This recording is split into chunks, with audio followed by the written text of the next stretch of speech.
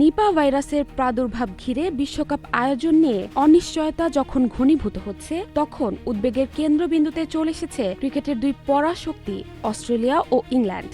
ভারতের মাটিতে বিশ্বকাপ খেলতে ইংল্যান্ডের আপত্তির খবরের পর এবার পরিস্থিতি গভীরভাবে পর্যবেক্ষণের ঘোষণা দিয়েছে অস্ট্রেলিয়া। দুই দলের এই অবস্থান বিশ্বকাপের ভেন্যু ও আয়োজনে নতুন করে প্রশ্ন তুলেছে।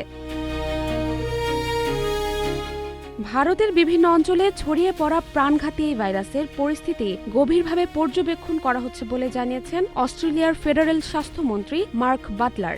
এ তথ্য জানিয়েছে ভারতীয় সংবাদ মাধ্যম এনডিটিভি। শুক্রবার এক বক্তব্যে মার্ক বাটলার বলেন, গত ডিসেম্বর থেকে ভারতে শুরু হওয়া নিপা ভাইরাসের প্রাদুর্ভাবকে অস্ট্রেলিয়া অত্যন্ত গুরুত্বের সঙ্গে পর্যবেক্ষণ করছে। 9 নেটওয়ার্ক টেলিভিশনকে দেওয়া সাক্ষাৎকারে তিনি জানান, ভারতীয় কর্তৃপক্ষ পরিস্থিতি নিয়ন্ত্রণে আনার কথা বললেও অস্ট্রেলিয়া বিষয়টি কোনোভাবে হালকা করে নিচ্ছে না।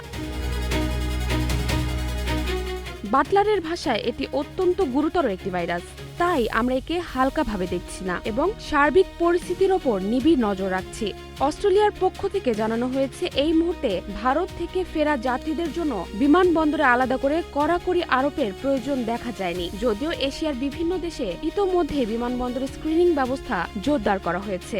বাটলার জানান, অসুস্থ যাত্রীদের জন্য অস্ট্রেলিয়ার বিদ্যমান প্রোটোকল পরিবর্তনের আপাতত কোনো প্রয়োজন নেই, তবে পরিস্থিতি নিয়মিত পর্যালোচনা করা হবে। একই সঙ্গে তিনি আশাবাদ ব্যক্ত করেন, দ্রুতই এই ভাইরাস পরিস্থিতি নিয়ন্ত্রণে আসবে।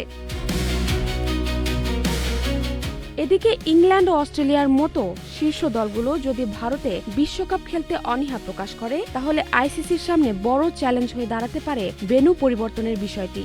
এরই মধ্যে ভেন্যু পরিবর্তন সম্ভব নয় জানিয়ে বাংলাদেশকে বিশ্বকাপ থেকে বাদ দিয়ে স্কটল্যান্ডকে অন্তর্ভুক্ত করেছে আইসিসি।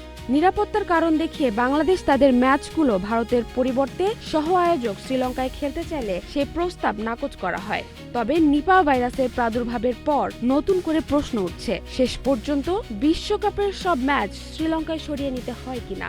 পরিস্থিতির গতিপথের উপর নির্ভর করে আসন্ন দিনগুলো এই বিষয়ে আইসিসিকে কঠিন সিদ্ধান্ত নিতে হতে পারে বলে মনে করছেন বিশ্লেষকরা। জাহারা জেবিন তন্নি, নাগরিক প্রতিদিন।